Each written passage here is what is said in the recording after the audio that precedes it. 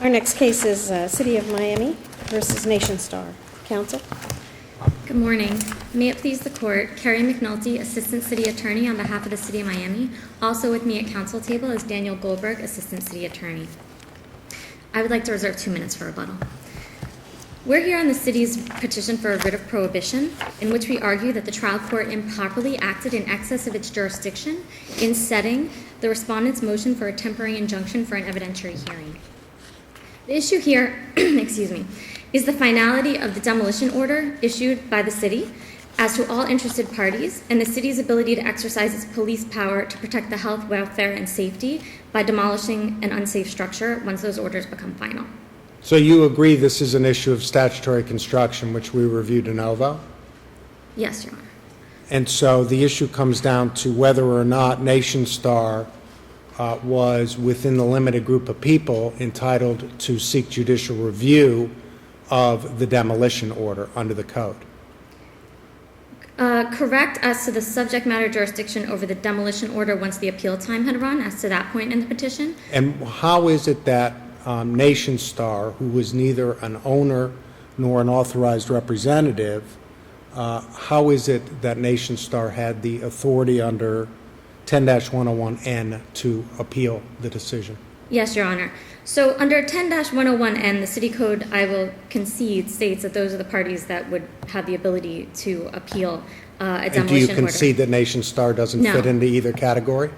Yes, under those, what is listed in the code, correct. However, the issue is that the city does not have the ability to confer jurisdiction on the circuit court for an appeal through that code provision, nor does it have the ability to confer standing. The city can confer standing through its code for litigants to take their appeals to city boards. But the standing here would go outside of that. The city cannot restrict standing where a party would otherwise have standing under the common law. Well, let's back it up. You agree that Nationstar does not have the authority under that provision of the code to seek judicial review. Is that true? Yes, I would agree that the code language does not seem to include them. So they cannot file a notice of appeal in the Circuit Court Appellate Division pursuant to your code? I agree that the code language is more restrictive. However, I do not think that the city has the ability to restrict standing here where a party would otherwise have standing to take an administrative appeal. So if I understand your position, you're suggesting that the city code is unconstitutional? It's not unconstitutional. It's just it's listing a limited. It's listing two entities: the owner or the owner's designated representative. How would Nationstar, upon a plain reading of 10-101N, know that it had standing to seek review in the Circuit Court Appellate Division?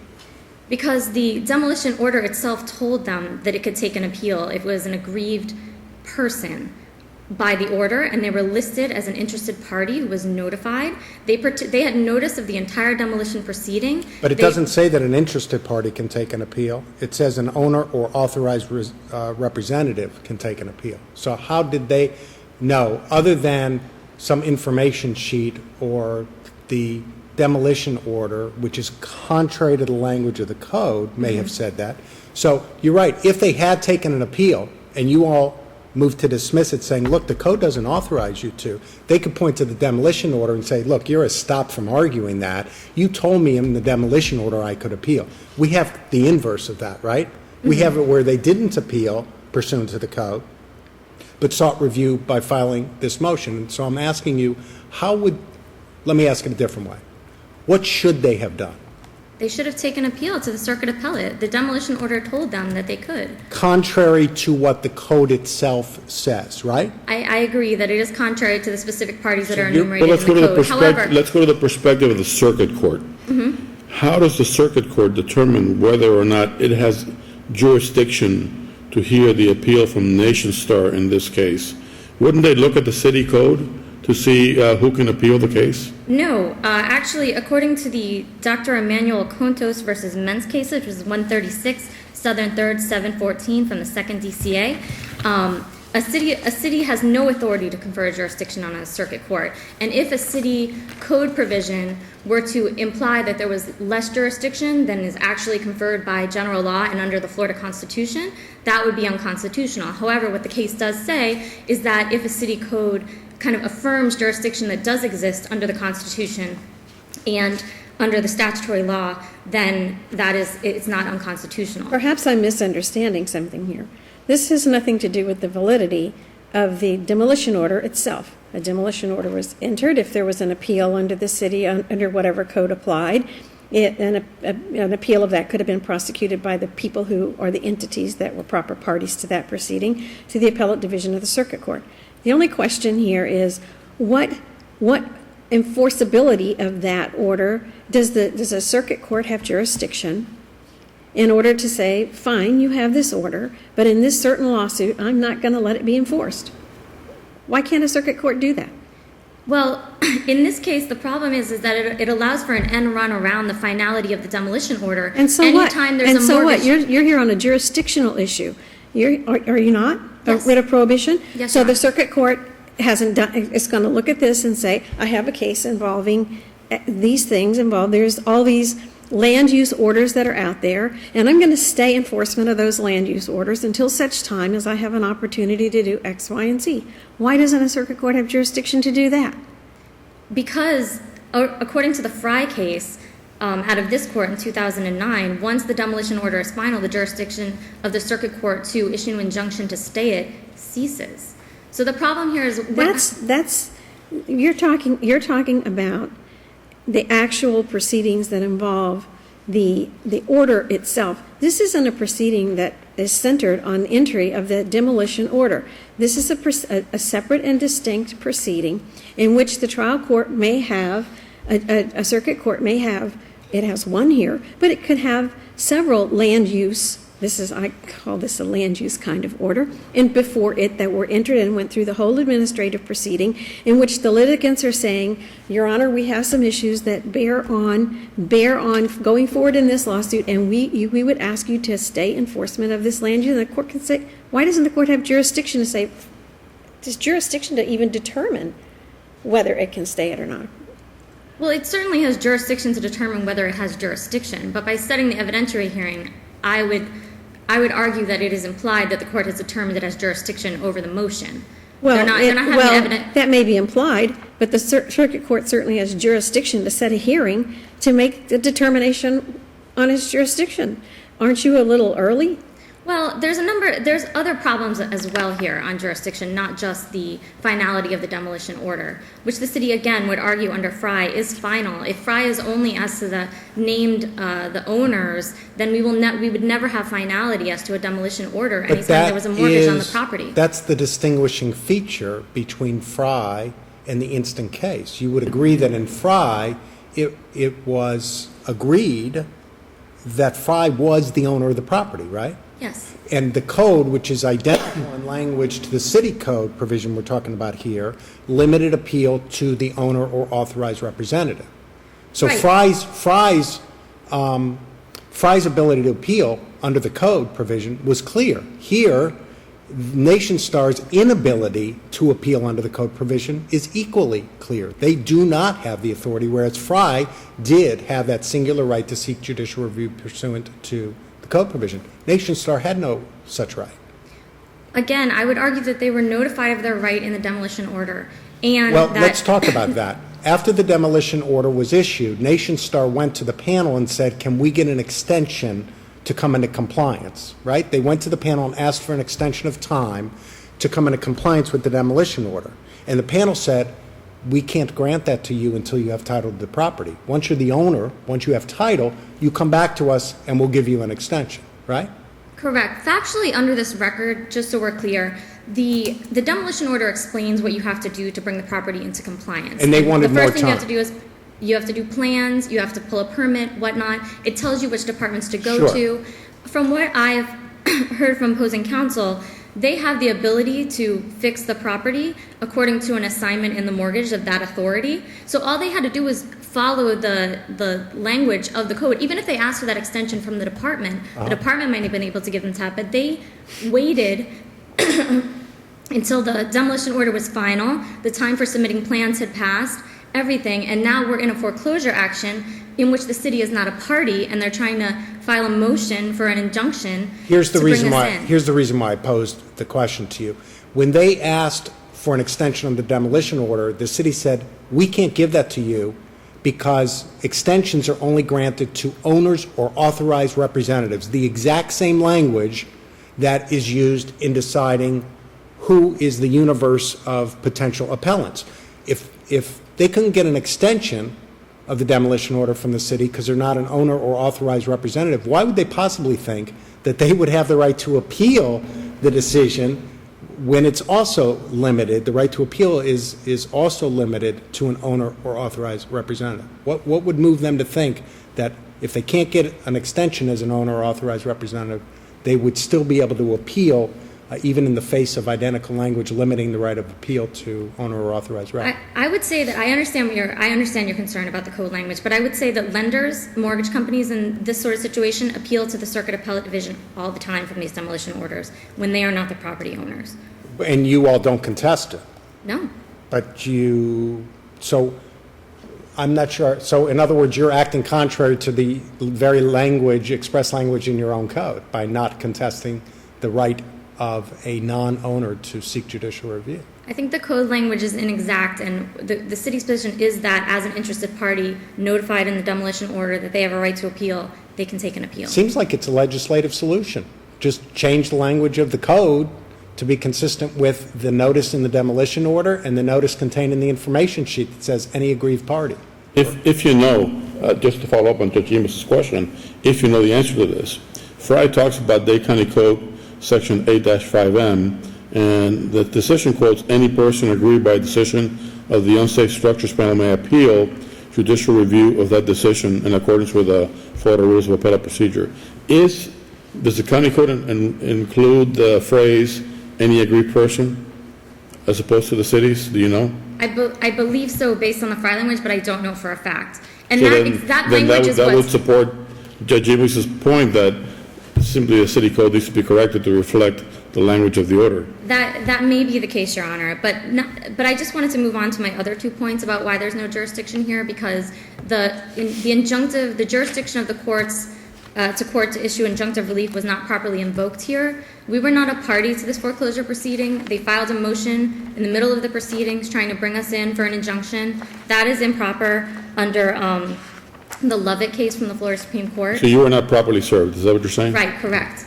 And then also that the trial court lacks jurisdiction to issue an injunctive relief against the city as a non-party under the Two Islands Development Court versus Clark case out of this court, 157 Southern 3rd, 1081. The city, again, is not a party.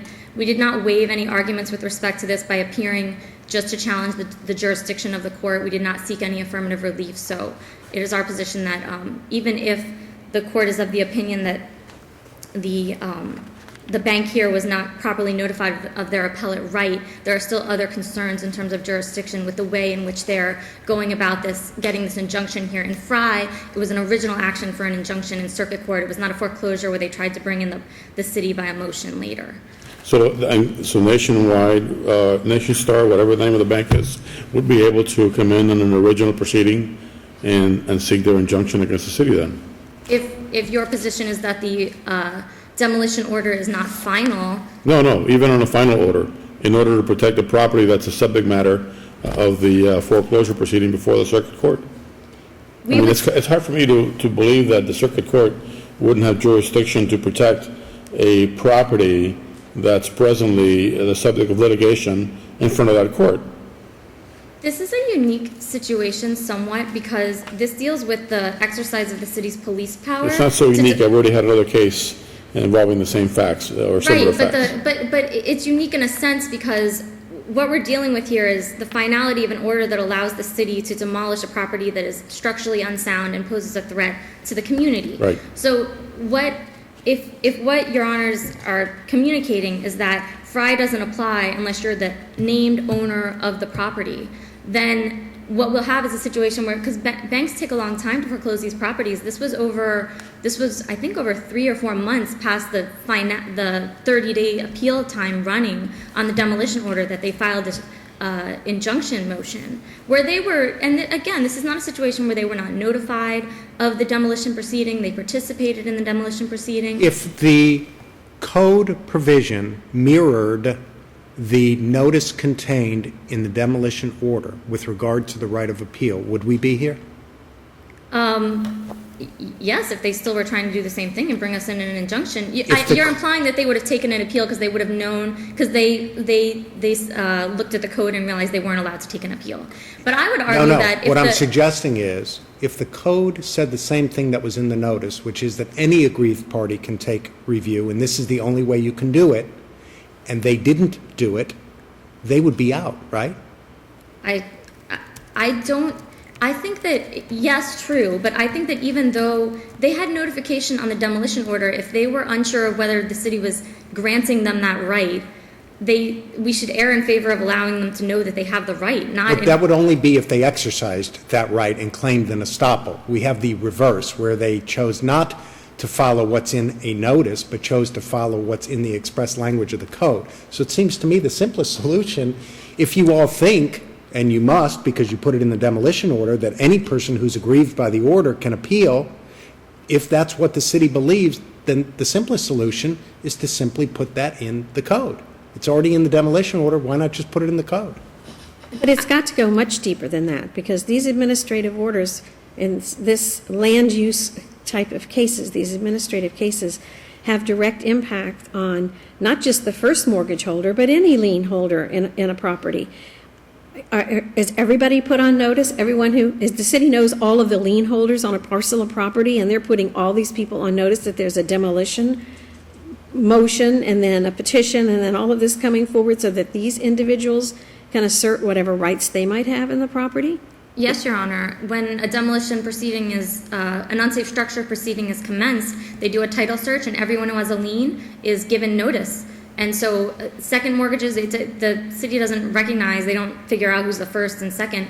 In this situation, the notified parties as interested parties are the ones who came up in the title search. So this is how the city proceeds. We do give notice to the interested lien holders so that they can participate in the proceedings, have notice of what's going on, and appeal if need be. So then the real question would be, then why, if that's all true and everybody's on notice, everyone has an opportunity to be heard, and everyone's an interested party, then why would the city create a code that further limits those who are entitled to seek judicial review? If you're putting everybody on notice and you agree they're interested parties and you agree they may be aggrieved, why not include them in the right to appeal to the circuit court?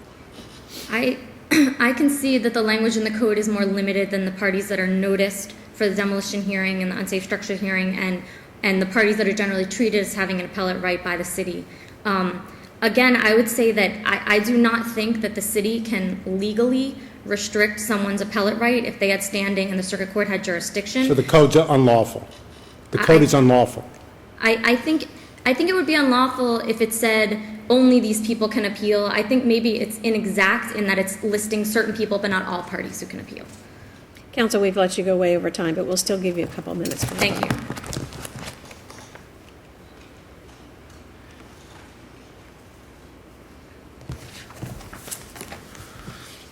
Good morning. May it please the court. Matthew Schulis for the Appellate, Nationstar, doing business as Champion Mortgage.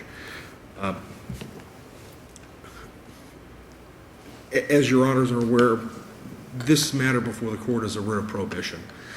The city is seeking to prohibit the lower court to hear an issue which may or may not involve jurisdictional issues that the statutes provide them every opportunity to hear and which they have every ability to resolve. The circuit court judge wanted to hold a hearing to determine whether there is jurisdiction to entertain this matter, whether there isn't, whether Nationstar has a right to appeal. I think Your Honor hit the nail on the head. The code section with regards to the unsafe structures under which this demolition order was entered specifically lists Section N, judicial review. 2 people have the right to review and appeal these demo orders. generally at these demolition hearings, unless you are one of the same two people, the owner or the authorized representative, you're not even heard. You have no right, while this is a public forum and a quasi-judicial hearing, as a lien holder who does not presently hold title and who is in the midst of a foreclosure action, while we may make comments that are generally instructive to the panel as to the status of the case, any suggestion or requests that we make are generally denied. We're not one of the two aggrieved parties. That's what's happening here. Now in this particular... Then why do you have a right to judicial review at all? Why isn't your remedy to seek, through a complaint or a petition, injunctive relief as an original action? Well, I would argue, Your Honor, that this matter is properly before the circuit court. The circuit court has jurisdiction over this property. The court is hearing the foreclosure of this property and determining the rights, converting the rights of the lien holder, Nationstar, potentially into title holder as a result of the foreclosure. But the city's not a party to that action. How can you bring them in a foreclosure proceeding and backdoor an appeal of a demolition order without filing an original action and serving the city and bringing them in the proper manner? Well, I would argue, Your Honor, at the time this matter was stayed and the emergency order, the emergency motion was filed on the eve of the bulldozers rolling, an amendment to the complaint was pending, had not yet been filed. Because of the stay, it has not yet been filed. So I would argue... So all that's outside the record? It is outside the record. So is the question I'm asking beyond the scope of what we're here to determine, which is simply the subject matter jurisdiction of the court? I would argue yes, Your Honor. I think that all is outside of the scope. Here we're determining whether the circuit court has jurisdiction to hear an issue specifically related... Here's my question. Legally, Yes, Your Honor. could the city have been joined and served and added somehow as a party in this matter? Could it have been, not was it, could it legally have been added as an additional party here? Yes, Your Honor, it could have, and outside of the record, it is being joined, you don't but have to has say been it stayed. is. It could be. Could it be served with process? Yes, and the city was served this motion. The city appeared and personally presented themselves before the circuit court and argued against the evidentiary hearing. And the court never actually determined its own jurisdiction, right? This was filed before that could be done. That is correct. So we're very limited on what the petition, the issue on this petition. That's correct, Your Honor. The only issue that's being appealed is the circuit court held a preliminary hearing on this motion and said we need to set an evidentiary hearing to determine a lot of issues. That order setting the evidentiary hearing is what's being appealed. Right, because ultimately the court might decide, well, look, I've got subject matter jurisdiction, but you can't do it the way you intended to do it. You've got to file a separate action. For example. That very well may be the result of that evidentiary hearing, which or it could be mooted by subsequent events anyway, even before the hearing is held. Correct. And unfortunately here, as Your Honor has touched on already, my client is caught in a catch-22. They don't hold title, and so they cannot appeal. They're not the owner or the authorized representative. So while the order of demolition said any person injured, the code itself says you can't. So that's why that avenue was not pursued. Upon review of the code, we didn't have those rights. My client only retains a lien. They haven't yet converted that into title. All that means is that you had to find a different way of properly bringing the city before the circuit court to protect the property. It's hard for me to understand under any set of circumstances how a circuit court judge would be unable to enter an order to protect property that is currently within its jurisdiction. It's just that you've got to bring the correct parties in the correct way. And I would agree, Your Honor. I can't fathom how the circuit judge doesn't have authority to enter an order with regards to property subject to their jurisdiction either. And it very well may be. Regardless of where the order came from, except an order from a higher court. So that is correct, that court should have absolute jurisdiction to deal with the issue. You just have to bring the correct parties in the correct way. That's all. I would agree, Your Honor. And I would say that while the statute and the Florida Constitution grants the circuit court the authority to hear these matters, due to the ticking clock and the inability of other remedies, this was the most expedient way to get before the judge. But now, it may be improper. Expediency does not justify an incorrect method. I completely understand and agree, Your Honor. And I think the circuit judge has every authority to rule that and to put out that order saying that this was brought in properly.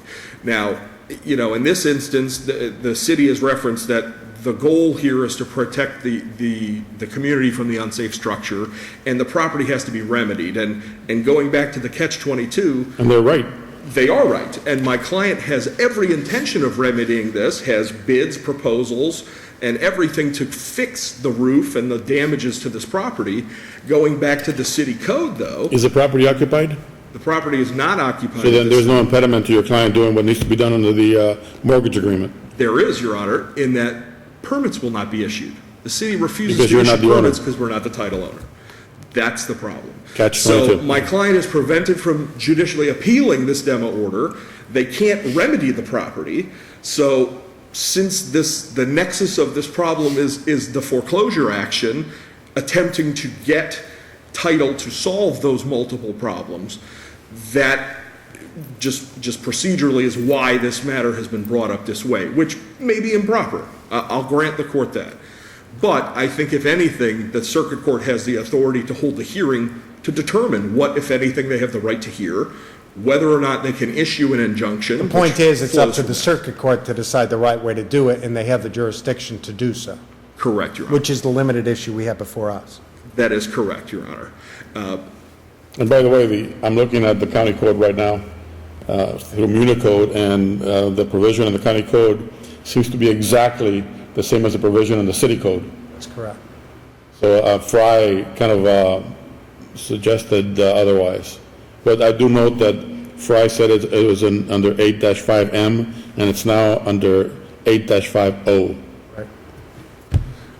That's correct. And Section O of the municipal code does list interested parties, and it says it's defined in other sections of It does the not. statute. It does not in the county code.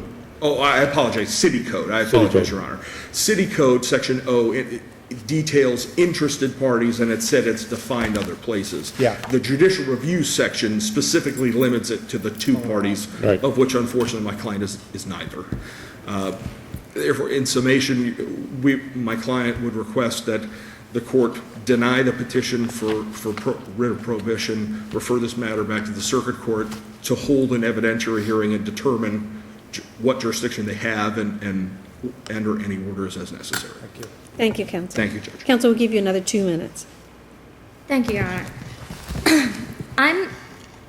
I do not believe in this. It is not the city's position that how can the circuit court have jurisdiction to determine whether it has jurisdiction here when, if we're not a party, Have a and we were hearing, you not mean? served. How can they have a hearing to determine jurisdiction? Why is a hearing necessary if we were not served? They do not have jurisdiction over us. Well, the circuit court certainly has a right to have a hearing on the issue, and you have a right to assert lack of jurisdiction and proper service, and the circuit court has a right to make that decision, and if the circuit court makes a wrong decision, here we are. Did you enter a limited appearance? Did you contest jurisdiction when you filed your response? Yes, we did. That was the only thing that the response contested was jurisdiction. Jurisdiction, subject matter jurisdiction or jurisdiction over the city? You argued subject matter jurisdiction. It was argued as subject matter So jurisdiction. you've waived personal jurisdiction. However, under the Babcock case from the Florida Supreme Court, unless you request affirmative relief, you do not waive personal jurisdiction argument by asking for taking another defensive posture. Did you argue that in your Yes. petition? Yes. I believe it's in the reply in response to their argument that that we waived it. Did you argue it in your petition, not in your reply to their response? Oh, the subject matter jurisdiction? I mean, the No. personal jurisdiction? Yes. It's argued essentially in point 3 about the court not having jurisdiction to issue injunctive relief against a non-party. But the city Subject matter. was put on notice that there was going to be an issue raised with regard to enforcement of this order, correct? By them serving us with a motion in the Well, middle of their foreclosure? You did get a service of a motion, correct, Yes. in the foreclosure action. Yes. And the city appeared and objected to the trial court's subject matter jurisdiction? Correct. Anything else, counsel? Again, the city would just emphasize that if the court has jurisdiction below, subject matter jurisdiction after the demolition order has become final by the running of the time for the appeal, that we would be left with a situation where we have no finality as to our demolition orders. That's an interesting point, yes. And as you pointed out, Judge Fernandez, if the county code has the same language as our code, the Fry decision interpreted that language as meaning that any interested party could appeal. Actually, it didn't. No, it Fry didn't. is an owner. No one contested Fry's But- falling within the exact same language of that code provision. But the language in Fry said that the county code gave authority to interested parties to appeal. That was dicta. That was dicta. I don't think that was the holding of Fry. All right. Thank you, Your Honor. Thank you.